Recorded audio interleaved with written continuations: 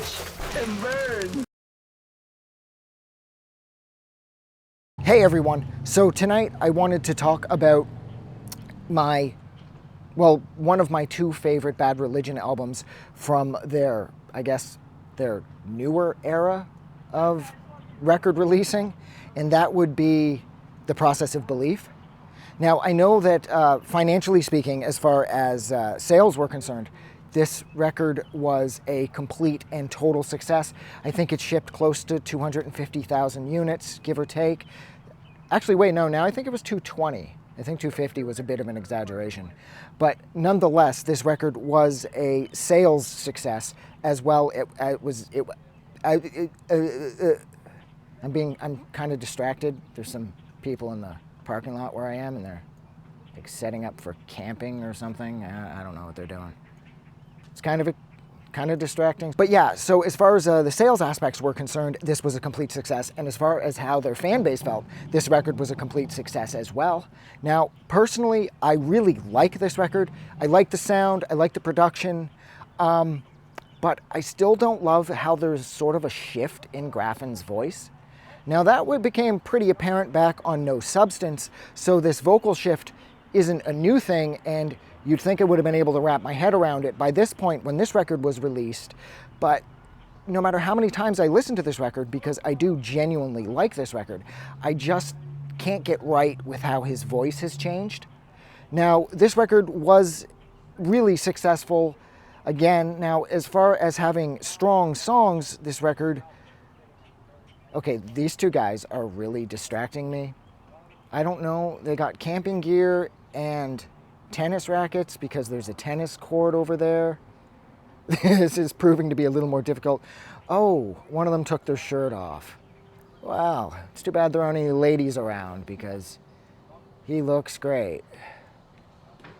Guys gotta keep their fucking shirts on.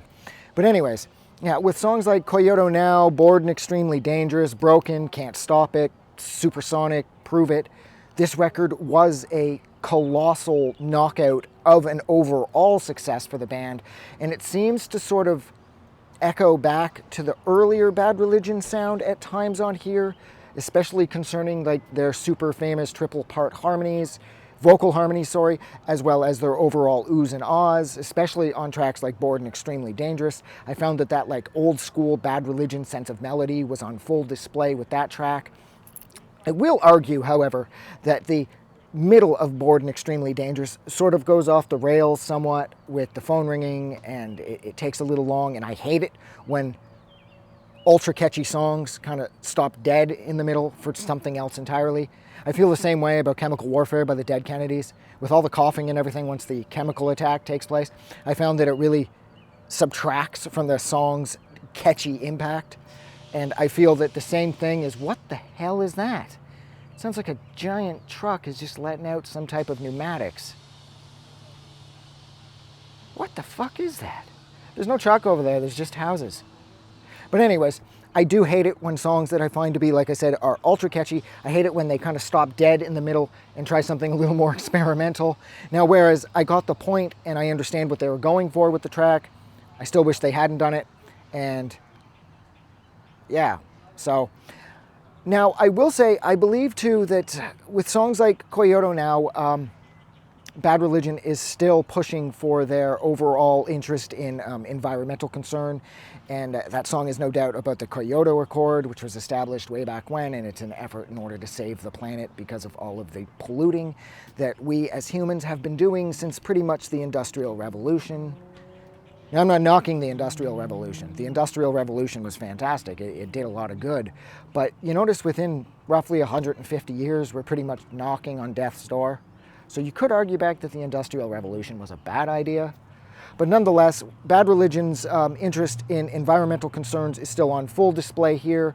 Their lyrical content, I will say, as of their newer records, roughly from No Substance forward, their more intricate wordplay has ceased somewhat, and the lyrics are a little more straightforward, and they're a lot easier to relate to. They're not quite as wordy. You don't have to keep hitting the lexicon up if you don't understand what the words mean.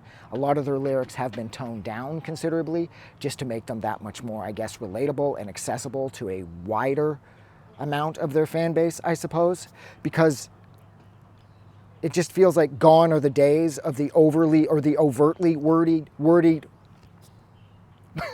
the overtly worded tracks like The Positive Aspect of Negative Thinking, for example. Those days are long gone, and with these newer lyrics, they're still incredibly smart, and they have just as much purpose, but they are worded a little more relatable, or relatably, I suppose. Is relatably a word? You know, I don't know if relatably is a word, but I think I'm going to leave it there because I have rambled for almost 6 minutes. So thank you so much for hanging out with me while I discussed Bad Religions, the process of belief. If you liked this review, like always, don't forget to do something nice for somebody. And if you didn't, you could still do something nice for somebody. Being nice to people, wow, those guys are really distracting. Men need to keep their shirts on. It's just gross. Have a good night. I just wanted to say thank you for making it through the entire video. I really appreciate it. And I'm going to remind everyone one more time, even though I've probably already done this in the video that you just watched, to please click the like button as well as the subscribe button because it helps this channel grow. And thank you for hitting like and subscribe. And we will see you guys really soon.